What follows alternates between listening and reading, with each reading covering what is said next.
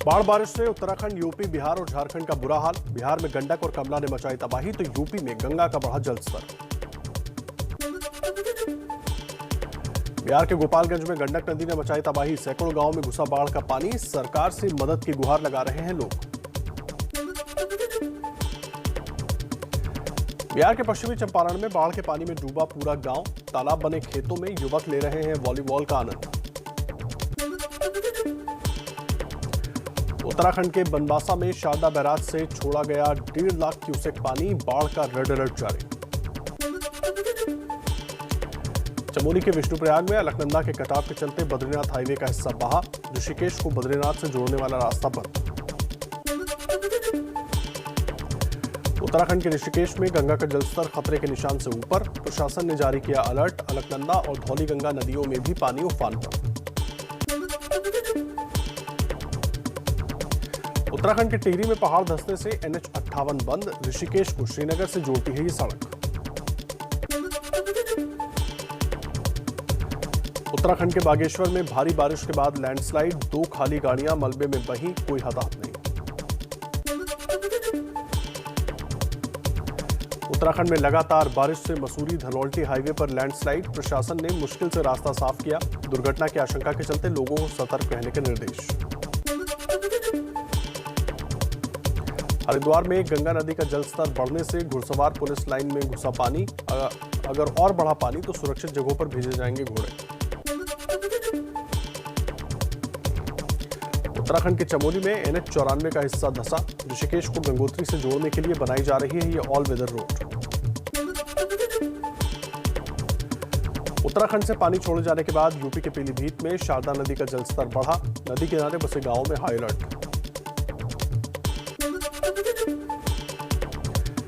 UP के बाराबंकी में सरयू नदी का जलस्तर खतरे के निशान के करीब पहुंचा। तेज कटान से दहशत में लोग। दर्जनों गांवों में बाढ़ का अलर्ट जारी। यूपी के कन्नौज में मानसून की पहली बारिश ने खोली इंतजामों की पोल। तालाब में तब्दील हुआ तिरवा थाना। यूपी के प्रयागराज में तेजी से बढ़ रहा है गंगा नदी का जलस्तर। निचले इलाकों में किया गया अलर्ट। कानपुर में खतरे के निशान के करीब पहुंचा गंगा नदी का पानी। बैराज के 8 दरवाजे खोले जाने के बाद भी निचले इलाकों में अलर्ट जारी। यूपी के मुरादाबाद में मूसलाधार बारिश के बाद जगह जगह जल जमाव। लोगों को आने जाने में हो रही है भारी दिक्कत। यूपी के सुल्तानपुर में मझई नदी पर बना शाही पुल टूटा। लाखों की आबादी के लिए आने जाने का रास्ता बंद हुआ। यूपी के बिजनौर में गंगा का जलस्तर बढ़ने से कई गांवों में पानी भरा। जंगल में फंसे मजदूरों का रेस्क्यू ऑपरेशन। 38 मजदूरों को निकाला गया। ड्रोन के जरिए बाकी की तलाश जारी।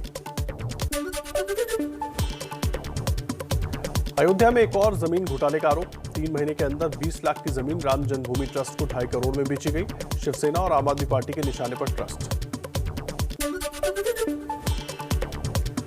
आरोप है कि अयोध्या के मेयर ऋषिकेश उपाध्याय के भांजे दीपनारायण उपाध्याय ने 20 फरवरी 2021 को महेंद्र देवेंद्र प्रसाद आचार्य से 8,900 वर्ग मीटर जमीन 20 लाख रुपए में खरीदकर उसे 11 मई 2021 को राम मंदिर ट्रस्ट को 2.5 करोड़ में बेच दी। आप सांसद संजय सिंह ने पेश किए दस्तावेज। अयोध्या में कथित जमीन घोटाले को लेकर कांग्रेस नेता दिग्विजय सिंह ने साधा निशाना। कहा, पहले आपदा में भ्रष्टाचार का अवसर ढूंढते थे, पर अब आस्था में भ्रष्टाचार का अवसर ढूंढ रहे हैं।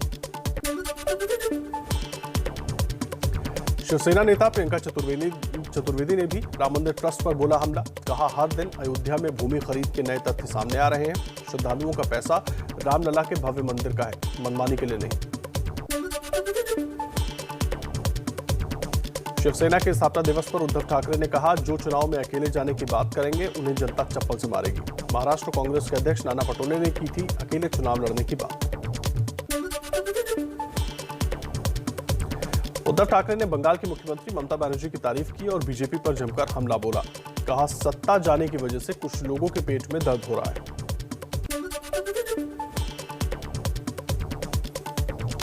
उद्धव के बयान पर महाराष्ट्र कांग्रेस के अध्यक्ष नाना पटोले का पलटवार। बोले, किसी के कहने से कुछ नहीं होता, जनता तय करेगी किसे चप्पल मारना है। बीएमसी समेत सभी स्थानीय चुनाव में कांग्रेस के अकेले चुनाव लड़ने की बात दोहराई।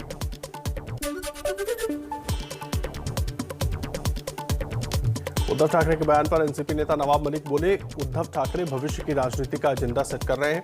आने वाले दिनों में क्षेत्रीय दलों को बीजेपी के खिलाफ एक होना होगा।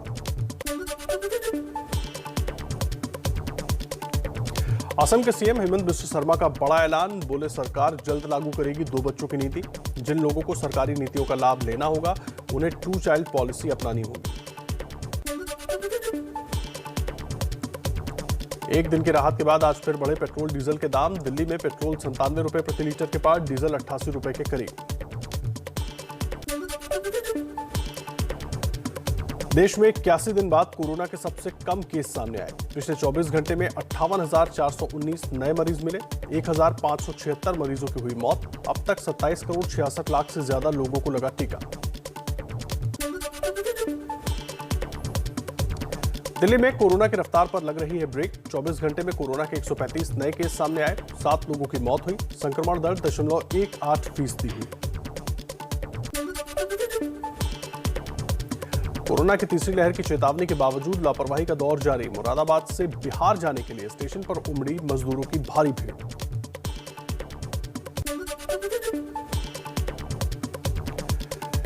केंद्र सरकार ने सुप्रीम कोर्ट में कहा, कोरोना से होने वाली हर मौत पर 4 लाख का मुआवजा देना संभव नहीं। खाली हो जाएगा राज्यों का आपदा राहत कोष। दिल्ली के सीएम अरविंद केजरीवाल कल पंजाब जाएंगे। ट्वीट कर कहा, पंजाब बदलाव चाहता है, केवल आम आदमी पार्टी ही उम्मीद है। कल अमृतसर में मिलते हैं। प्रधानमंत्री मोदी की बैठक से पहले महबूबा मुफ्ती ने आज पीडीपी नेताओं की बैठक बुलाई। अल्ताफ बुखारी भी अपनी पार्टी के नेताओं के साथ 21 जून को बैठक करेंगे।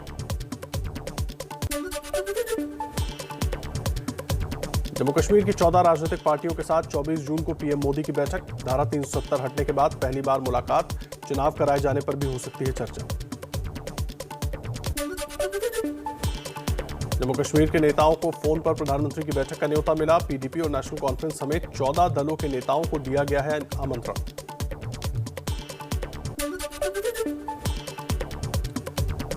चौबीस जून को कश्मीर पर होने वाली पीएम की बैठक में कश्मीरी नेताओं के अलावा गृहमंत्री अमित शाह और राष्ट्रीय सुरक्षा सलाहकार अजीत डोभाल भी शामिल होंगे।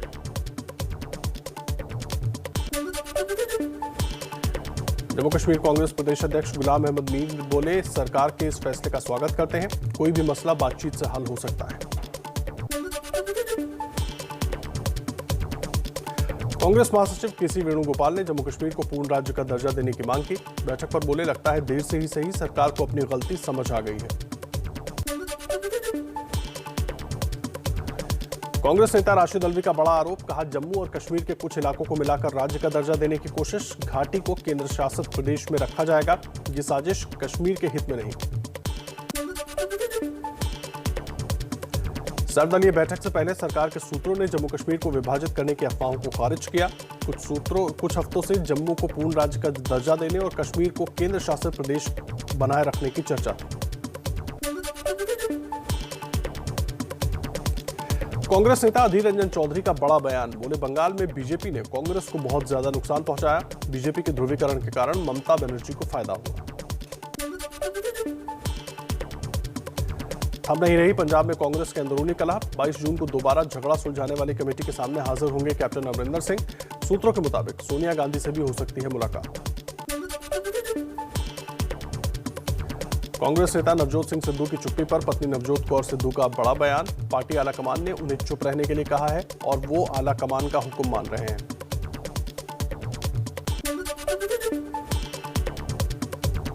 पंजाब में विधायकों के बेटों को सरकारी नौकरी देने पर सियासत तेज। पंजाब कांग्रेस के प्रदेश अध्यक्ष सुनील जाखड़ ने कैप्टन अमरिंदर सिंह से फैसले पर पुनर्विचार करने की मांग की।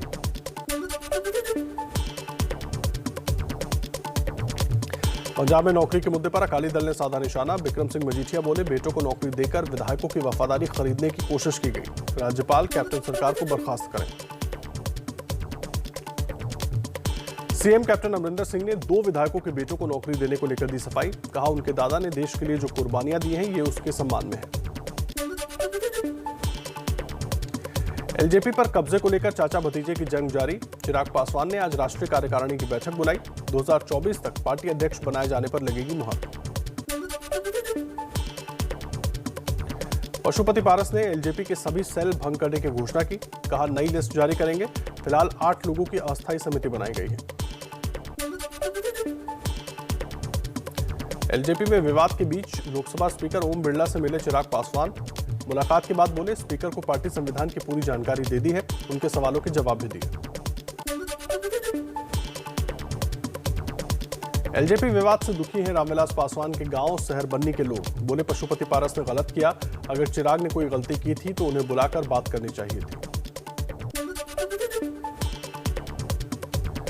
बीजेपी सांसद जॉन बारला ने उठाई उत्तर बंगाल के जिलों को मिलाकर केंद्र शासित प्रदेश बनाने की मांग। कहा छोटे राज्यों का प्रदर्शन बेहतर होता है।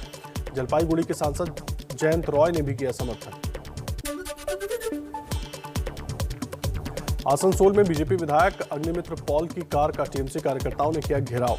दर्शन के दौरान पॉल के सुरक्षा कर्मियों से झड़प भी हुई। सिर्फ बीजेपी कार्यकर्ताओं के बीच राहत सामग्री बांटने का आरोप। यूपी चुनाव से पहले पूर्व आईएएस और एमएलसी अरविंद कुमार शर्मा को बड़ी जिम्मेदारी। यूपी बीजेपी के उपाध्यक्ष बनाए गए। प्रधानमंत्री मोदी के करीबी माने जाते हैं शर्मा। समाजवादी पार्टी का बीएसपी को एक और झटका। बीएसपी नेता अंबिका चौधरी के बेटे को बनाया पंचायत अध्यक्ष का उम्मीदवार। चौधरी ने बीएसपी से दिया इस्तीफा। सुहेल देव भारतीय समाज पार्टी के अध्यक्ष ओम प्रकाश राजभर ने आम आदमी पार्टी के राज्यसभा सांसद संजय सिंह से मुलाकात की। राजभर ने आपको भागीदारी संकल्प मोर्चा में शामिल होने का न्योता दिया। भारतीय किसान यूनियन का यूपी चुनाव में बीजेपी के विरोध का ऐलान। राकेश टिकैत ने कहा यूनियन के सदस्य गांव-गांव जाकर बीजेपी के खिलाफ प्रचार करेंगे। राजस्थान में बीजेपी में भी अंदरूनी खींचतान। वसुंधरा राजे समर्थक बोले वसुंधरा ही बीजेपी है और बीजेपी ही वसुंधरा। सतीश पूनिया ने दी चेतावनी। नेता इस तरह का बयान देकर पार्टी और अपना दोनों का नुकसान कर रहे हैं। गृह मंत्री अमित शाह का आज से गुजरात दौरा। 21 और 22 जून को अलग अलग कार्यक्रमों में हिस्सा लेंगे। बीजेपी नेताओं के साथ बैठक भी करेंगे।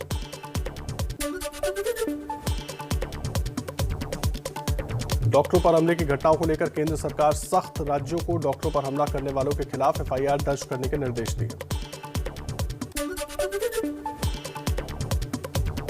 एम्स के डायरेक्टर रणदीप गुलेरिया का बड़ा बयान। कहा कोरोना नियमों का सख्ती से पालन नहीं हुआ तो 6 से 8 हफ्तों के बीच आ जाएगी तीसरी लहर। बिहार के वैशाली में केंद्रीय गृह राज्य मंत्री नित्यानंद राय ने अस्पतालों का किया निरीक्षण। कहा कोरोना की तीसरी लहर से जंग की तैयारी चल रही है। तेलंगाना में आज से लॉकडाउन में छूट। कोरोना के हालात की समीक्षा के बाद राज्य कैबिनेट ने लिया फैसला।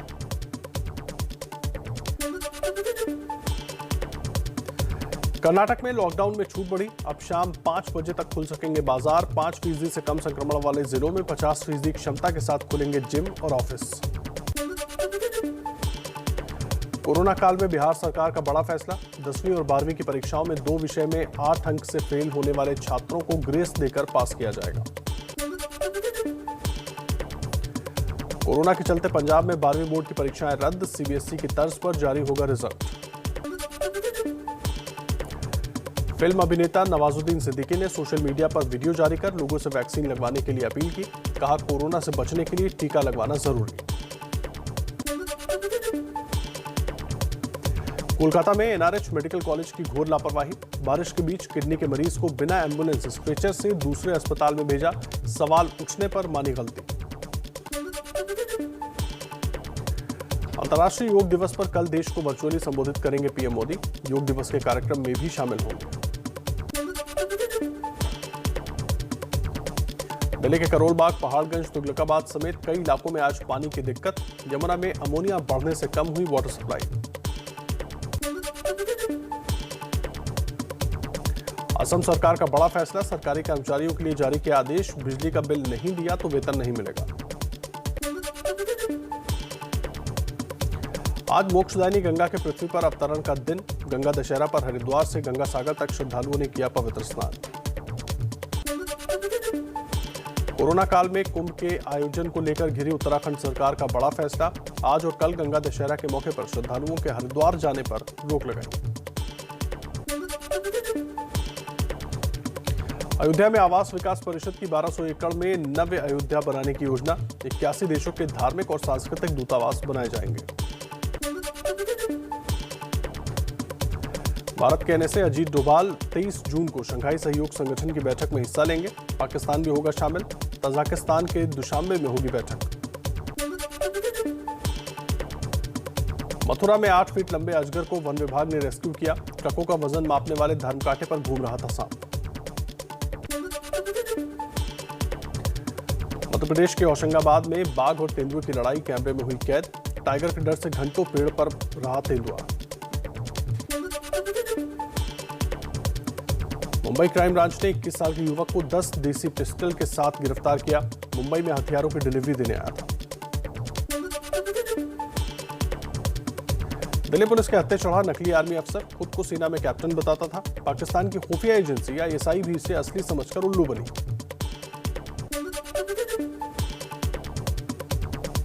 दिल्ली के मंगोलपुरी के घर में सिलेंडर से गैस लीक होने पर लगी आग। परिवार समेत बचाव के लिए पहुंचे 13 लोग घायल। सीधी में विधायक ने खोली कोऑपरेटिव बैंक के 5 करोड़ रुपए ज्यादा के ट्रैक्टर घोटाले की पोल। सीएम के निर्देश पर जांच के लिए 4 सदस्यों की टीम गठित।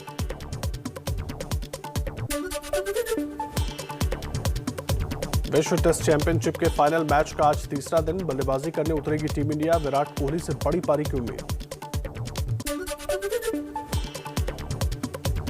वर्ल्ड टेस्ट चैंपियनशिप के फाइनल में बारिश ने फिर डाला खलल। दूसरे दिन सिर्फ 64 ओवर का ही खेल। भारत ने 3 विकेट खोकर 146 रन बनाए। कोहली 44 रन बनाकर नाबाद। साउथहैम्पटन में जब खेल रुका तब विराट कोहली 124 गेंद पर नाबाद 44 रन बनाकर खेल रहे थे। वहीं अजिंक्य रहाणे 79 गेंद पर 29 रन बनाकर क्रीज पर जमे हुए थे। टोक्यो ओलंपिक में खेलेंगे काशी के लाल ललित उपाध्याय। भारतीय हॉकी टीम के लिए चुने गए। खबर मिलने के बाद परिवार ने मनाया जश्न।